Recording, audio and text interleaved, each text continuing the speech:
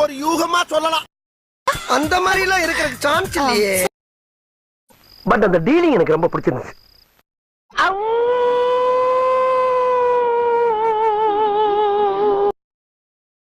கொய்யால நீ என் கையால தான்டா மன்றா போற.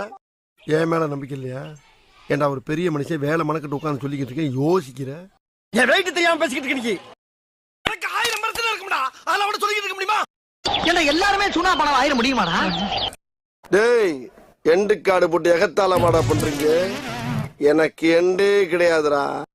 இந்த வந்துட்டானுங்கல்ல, என் செல்ல வந்துட்டானுங்கல்ல. இப்ப யார் மேல மோதிருக்கு தெரியுமா? இப்படியே உசுப்பேத்தி உடம்ப ரணகலம் ஆக்கிட்டாங்கடா.